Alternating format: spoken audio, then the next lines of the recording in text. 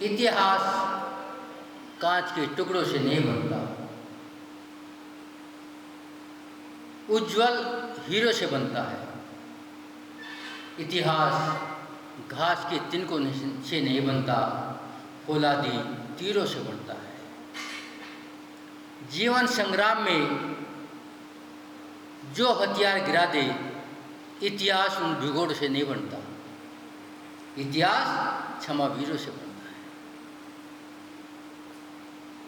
है। एक बार एक जिज्ञासु ने एक संत से पूछा कि धर्म क्या है। संत ने बताया, जो सोते को जगा दे, उसकी चादर उतार दे, उसके ऊपर पानी की छींटे मार दे, फिर उसकी नींद ना लग सकेगी। और फिर जागृत कर दे, देख सूरज कहाँ चला गया, क्या आज काम पर नहीं जाना। और वो तुरंत उठकर तैयार हो जाए, काम पे चल पड़े। भाई यही धर्म है कि हम अपने धर्म को समझें, उसका स्वरूप समझें और अपने में आ जाएं, धर्म हो जाओ। आचार्य कहते हैं, विचार किया कि उत्तम क्षमा मानव का स्वभाव है और ये स्वभाव में रहना ही धर्म है। आचार्य कहते हैं, जिन हाथों से हत्या कर सकते हैं, उन हाथों से जिला भी सकते हैं। और अनादिकाल से यही तो करते आए हैं। अब समय आया है कि मैं अपना सदुपयोग कर लूँ, ना मारूं ना मरूं। और ये स्वामी महावीर ने कहा है, जियो और जीने दो। और ये भी है, क्षमा कार्यों का काम नहीं है, क्षमा वीरों का धर्म है। एक बार की घटना, एक संत के पास एक यूनानी युवक आया। हृदय निर्मल था, मगर भाव में बहुत भारी क्रोध था, जला रहता था। संत ने कहा, युवक के लिए यदि कोई तुम्हें थापड़ मार दे, उस वक्त तुम्हें थापड़ मारना आसान है या अपनी मुट्ठी बंद करके जेब में हाथ डालना आसान है। वो युवक कहता है, मुट्ठी बंद करके जेब में हाथ डालना बड़ा कठिन है। और युवक को कठिन काम करना चाहिए या सरल करना चाहिए? कठिन काम करना चाहिए। तो तुम्हारा क्या कर्तव्य है? तो कहने का मतलब है कि हम सच्चाई समझें कि सच्चाई कहाँ है। हम मेरी भावना पढ़ते हैं, दुर्जन कूद कुमार व्रतों पर शोक नहीं मुझको और। यदि ये पंक्ति हमारे जीवन में उतर जाए तो सारी विपरीतता निकल जाए, मगर मैं निकालना नहीं चाहता। मात्र कहने से कुछ नहीं होगा। जब हमारे कदम क्षमा की ओर बढ़ेंगे, अपनी ओर बढ़ेंगे, तो आचार्य कहते हैं आपको रास्ता मिल जाएगा। इस संसार में मोतियों के भंडार भरे पड़े हैं और मगरमच्छों के भी हैं। ये अपने ऊपर निर्भर करता है हमें लेना क्या है। बिल्कुल इसी प्रकार हमारी आत्मा में बड़े बड़े मगरमच्छ भी हैं और करुणा का, शांति का स्रोत भी है। क्या लेना है, ये अपने ऊपर निर्भर करता है। क्षमा का अर्थ है कि हम दूसरे की बात सहन करते चले जाए, चाहे कितनी भी विपरीतता हो, क्रोध ना हो। माना कि आपका दुश्मन आपके पास मीठा दूध है और खटाई लेकर आता है, मैं तेरा दूध खट्टा करूंगा। आचार्य कहते हैं कुछ नहीं बिगड़ सकता, मार्ग सत्य है और क्रोध ना है। यदि क्रोध आ गया और आप लड़ने को तैयार हो गए तो दूध बिखर जाएगा, मिट्टी में मिल जाएगा, कोई काम का नहीं। बस सहन करो, शांति से बैठो, मगर उत्साह भी मत, अगले डाले खटाई। ये भी क्रोध की एक परिणति है। कुछ नहीं कहना, जो होगा सो होगा। यही महात्मा गांधी और महावीर भगवान की क्षमा मंत्र था। महात्मा गांधी कहते थे लो एक और मार लो, मगर महावीर स्वामी ने यह बात नहीं कही, क्योंकि मारने वाला तुम्हारे से पूछेगा नहीं, एक और मारो या छोड़ दो। यदि उसका मन होगा तो मार लेगा, मन होगा तो छोड़ देगा। गिड़गिड़ाओ मत, अगर सहन नहीं होता। यही उत्तम क्षमा का स्वरूप है। मगर कई बार दिखाई देता है ये क्रोधी है, ये शांत स्वरूप है। एक घटना, एक घर में एक सास और बहू रहते हैं। सास हमेशा बहू पर चिल्लाती रहती है। सब मौलवीदार कहते हैं ये सास बड़ी दुष्ट है, लेकिन वास्तविकता नहीं देखी। सास जब चुप हो जाती है बहू ठेंगा दिखा देती है और सास भटक जाती है। हमने वास्तविकता नहीं समझी और हम निर्णय दे देते हैं। आचार्य कहते हैं आप जज मत बनो,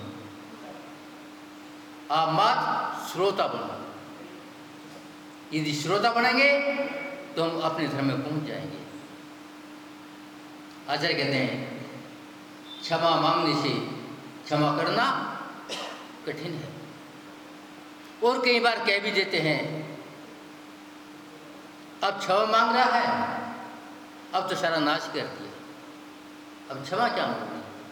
आचार्य कहते हैं ये सब क्रोध है, और हम सच्चाई को सुनने का प्रयत्न नहीं करते। हम पढ़ते तो हैं, अभी पूजा में पढ़ोगे उत्तम क्षमा गहोरे भाई, अंतर बहार शत्रु ना हो। पढ़ना पर्याप्त है नहीं, ये क्या है उत्तम क्षमा गहोरे भाई, पहले ग्रहण करो और जो अंदर है वही बाहर करो।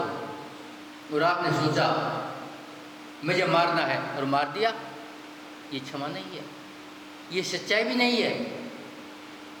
पहले वस्तु का स्वरूप समझो और वस्तु का स्वरूप समझे, बाद में उसमें उतरो, अन्यथा क्षमा क्षमा ना हो और हम अपने कर्तव्य से भटक जाएंगे। आचार्य कहते हैं आज बड़ी विचित्रता है,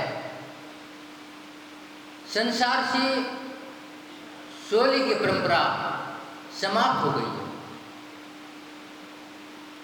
और हमारा बख्श का ध्यान नहीं है। इसके अलावा एक विकृति और बड़ी है, जिस घर में कोई सोलहधारी होता है वहाँ महाभारत होता है।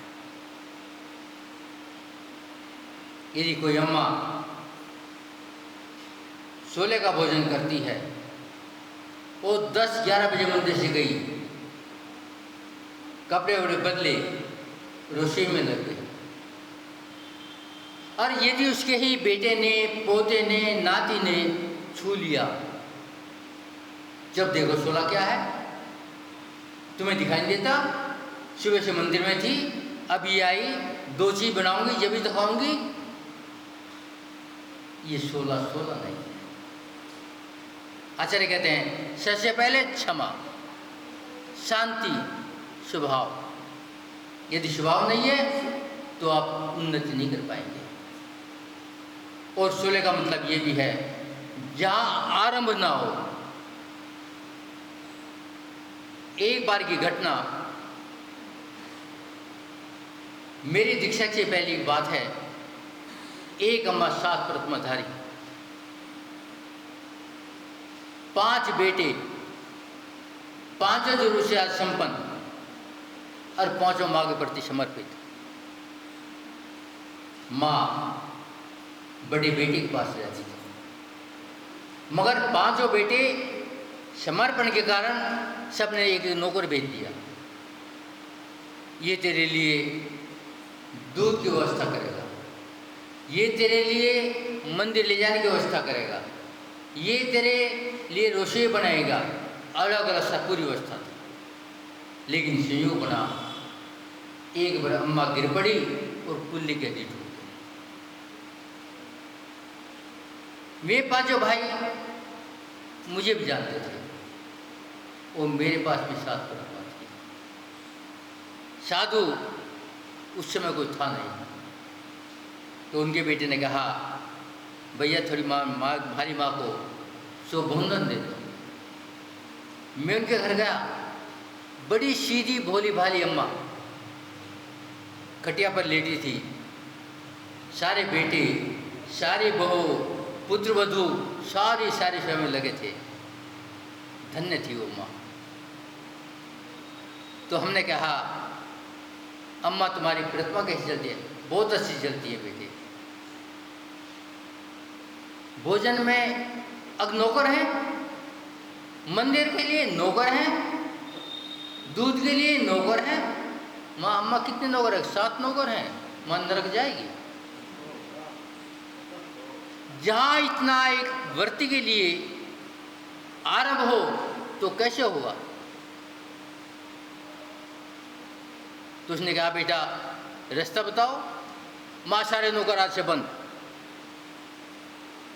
और सब बहू कह दो मात्र एक सब्जी खाऊंगी और मेरी रोटी बना के टिफिन में रख देना, जब भूख लगे ले लूँगी।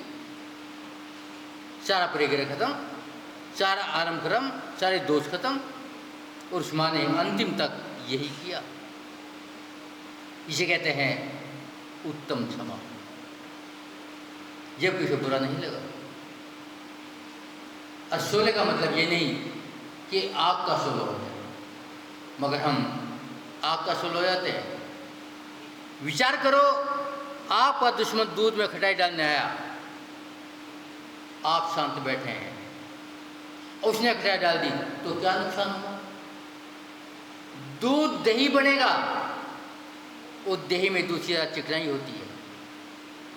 दूध का दाग उतर सकता है, दही का दाग उतरा नहीं। बस थोड़ा मत्थन कर लो, थोड़ी सी मथनी के मार झेल लो, और मथनी मार झेलते ही क्या बनेगा? मक्खन बन जाएगा। अभी घी बनने में देर लगेगी। क्यों? पहले तपना पड़ेगा, पहले सारी कसाई निकालनी होंगी, सत्य को पाना होगा और अपने में रमण करना होगा। जब तप जाएंगे तो क्या होगा? घी बन जाएगा। बिल्कुल ये स्थिति इस जीव की है। जब तपेगा, रतन्द्रय होगा, तो ये भी घी बन जाएगा और सिद्धालय में चला जाएगा। फिर दोबारा दूध नहीं बन सकता, अब दही भी नहीं बनेगा, मक्खन मिला घी हो गई। तो आचार्य कहते हैं बस क्रोध को सुन लो। जब तक आज अध्यात्म की बात करते हैं, मगर बगैर परिग्रह छोड़े पर पदार्थों में उलझे हुए आत्मा की अनुभूति करना चाहते हैं, तो विचार करो, जब तक पर पदार्थ नहीं छूटेंगे, जब तक मछली की मार नहीं लगेगी, जब तक आग की तपस नहीं चाहिए, घी नहीं बनेगा। हम कहने से आध्यात्मिक बात नहीं होगी। तो आचार्य कहते हैं पहले समझो, नीचे से अपनी आत्मा में रमण करो और व्यवहार से पंच परमेष्टि में जब भी कल्याण होगा। इससे पहले कल्याण होने वाला नहीं है। एक वैष्णव संप्रदाय में कथन आता है कि दुर्योधन ने भीम को भोजन पर बुलाया और उसको खीर खिलाई, खूब खीर खिलाई, मगर खीर में जहर था। भीम ने खीर खाया, खूब खाया, और जब जहर चढ़ने लगा, दुर्योधन ने रस्सों से बांध दिया, उठा के जहां विषधर थे उस तालाब में फेंक दिया। विषधर ने देखा और डंक मार दिया। जैसे डंक मारा, उसका जहर हल्का होना प्रारंभ हो गया। विषधर को क्रोध आया, ये कैसा आदमी है, मेरी तो फुंकार से आदमी मर जाता है। उसने क्रोध में आकर 5-7 डंक मार दिए और भीम का जहर उतर गया। कहते भी हैं जहर जहर को मारता है। अब विषधर पूछता है, आप कौन हैं, मेरी फुंकार से मर जाते हैं, वो तो ठीक ठाक हो गया, क्या कारण है? उसने बताया, मैं पांडव में बीज का पुत्र हूं और मैं द्वेष नहीं करता, क्रोध नहीं करता, और इस भाव से मोक्ष जाऊंगा। विषधर खुश हो गया उसकी बात से और उसे कटोरा दिया, लो अमृत पी लो। एक कटोरे अमृत में 10 हाथियों का बल आ जाए। भीम ने अमृत पीना शुरू किया और वे 7 कटोरे अमृत तो एक साथ में पी गए, अर्थात 70 हाथियों का बल आ गया। पहले अपना आप ही मजबूत था और वे घर पहुंचा उनसे पहले जो उसे डालने के लिए आए थे। अब दुर्योधन ने कहा, क्या हुआ? कुछ नहीं हुआ। यदि मेरे मन में क्लुष्टता है, मेरे मन में आपत्ति है, कषाय है, तो मेरा सुधार नहीं होगा। आपने भगवान पार्श्वनाथ के बारे में सुना होगा। यदि भगवान पार्श्वनाथ का अकाल मरण नहीं हो सकता तो नियम है कि तीर्थंकर का अकाल मरण नहीं होगा। यदि एक बार भी जब कमठ ने उपचार किया और भगवान पार्श्वनाथ टेढ़ी दृष्टि कर दे, मैं वशम हो जाता। मगर जैन दर्शन का नियम है, टेढ़ी दृष्टि से नहीं, नासा दृष्टि से झुकाना है। और जब नासा दृष्टि झुके, केवल ज्ञान हो गया, कमठ का जी चरणों में आ गया। तो कहने का तात्पर्य है, विचार करो, जब सिकंदर भारत को लूटने के लिए, जीतने के लिए आया, अपने गुरु डाओ जनीज से मिला। उसने कहा, जब भारत जाओ तो मेरे लिए एक उपहार लाना।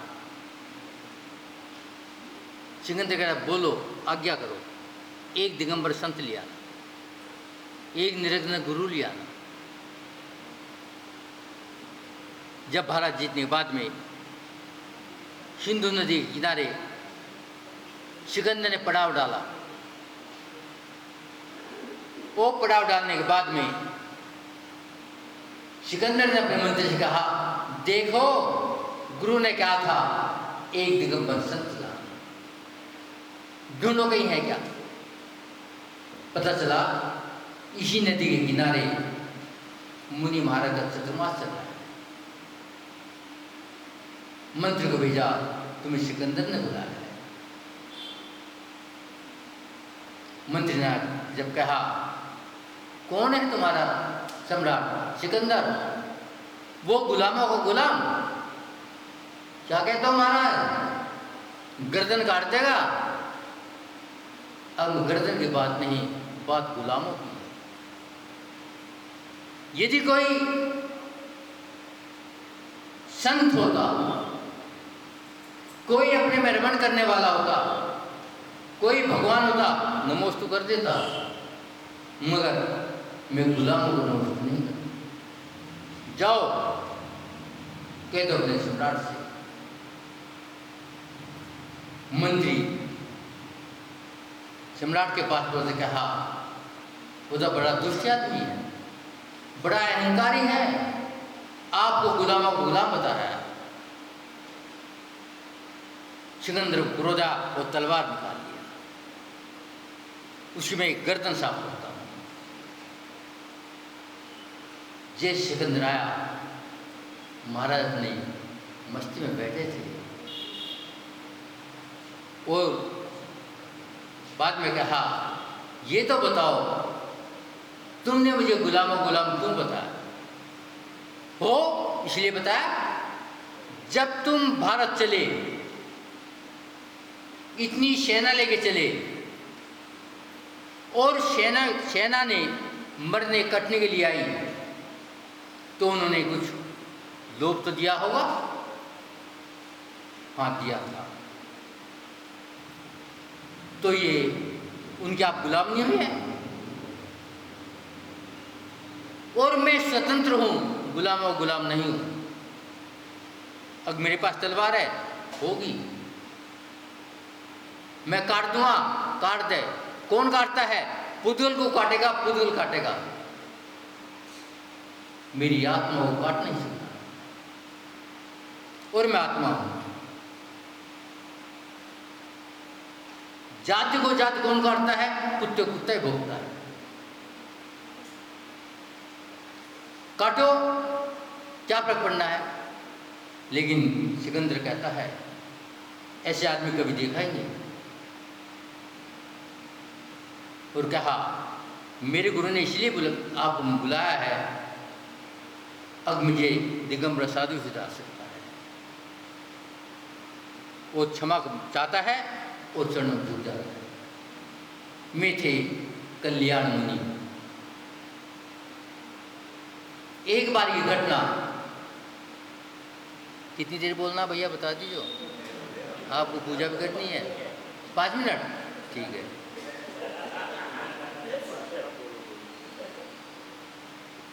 जब कौरव पांडवों का युद्ध चल रहा था, कई बार नीति में अनीति आ जाती है। जब ये नीति थी, रात को कोई हथियार नहीं उठाएगा। और अर्जुन के 5 पुत्र विश्राम कर रहे थे। द्रोणाचार्य के पुत्र अश्वत्थामा ने देखा, अपनी कटार हुई 5 गर्दन काट दिया। अर्जुन को पता चला, अश्वत्थामा को पकड़ लिया और द्रौपदी के पास ले गए। यही है तेरे पुत्रों का हत्यारा, बता क्या सजा दूं? तो द्रौपदी ने देखा, मां का प्रेम उमड़ गया और कहा, आर्या, जिस प्रकार मैं अपने पुत्रों के वियोग में बिलख रही हूं, तेरी गुरु मां भी अपने पुत्र के वियोग में बिलख गई, छोड़ दो। इसे कहते हैं क्षमा। इसके अलावा एक ग्रंथ में उदाहरण आता है, जब महात्मा बुद्ध पूर्व भाव में जंगली बेचे थे और वो क्रोध को शांत करने का उपाय कर रहा था, उत्तम क्षमा धारण करना चाह रहा था। कुछ बंदर उसके पास आ गए। कोई कान पकड़ रहा, कोई पूंछ खींच रहा। वो जंगली भैंसा, दूसरे भैंसों ने कहा, ये क्या कर रहे हो? तेरे कान खींच रहे हैं, पूंछ खींच रहे हैं, बदन खींच रहे हैं, तू बोलता क्यों नहीं? अग में उत्तम क्षमा का अभ्यास करना है, और आपको भी उत्तम क्षमा का अभ्यास करना है। अब ने जाने कब से, कोई समय की सीमा नहीं है, अनादिकाल से हम उत्तम क्षमा को ना जानने के कारण भटक रहे हैं, और आज तक हमने उत्तम क्षमा को ग्रहण नहीं किया। एक बार तो ग्रहण कर लो।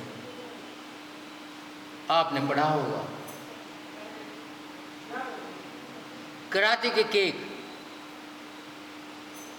महासम्राट, और उसने राजा कोच को की पत्नी अपने महल से दिगंबर संत को देख लिया, और वो संत कभी उसका भाई होता था। दोनों ने एक माँ से जन्म लिया था। महारानी थी, महल से टकटके के लगा देख रही थी। राजा ने देखा, मेरी महारानी नंगे पर जगह पर धूल चिपकी है, मिट्टी लगी है, सुक्कड़ जैसा उसे देख रही है। ने तुरंत मंत्री को बुलाया, पकड़ो इस महाराज को और बसोले से छील दो। बसोला जानते हो क्या होता है? जिसे लकड़ी छीलते हैं। और उसने आदेश दिया, और मंत्री ने लकड़ी के कारीगर बुला उसको छील दिया, मगर टस से मस नहीं। इसे कहते हैं उत्तम क्षमा। उसके अलावा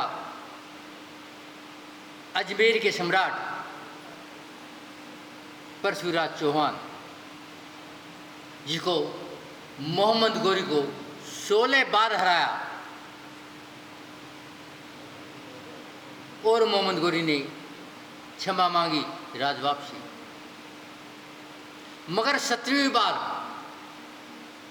धोखे से युद्ध किया और पृथ्वीराज चौहान को गिरफ्तार कर लिया। गिरफ्तार करते ही दोनों आंखें निकाल लिया, आंखों में नमक मिर्च का पाउडर भर दिया, क्योंकि वो आत्मा के स्वभाव को जानता नहीं था। आचार्य कहते हैं, जब तक स्वभाव नहीं जानेगा तेरा कल्याण नहीं होगा। वो बात अलग है कि पृथ्वीराज चौहान ने बाद में उसको मार दिया था, आंख निकलने के बाद भी, मगर ये क्षमा नहीं है। तो हमें अपना स्वभाव समझना चाहिए।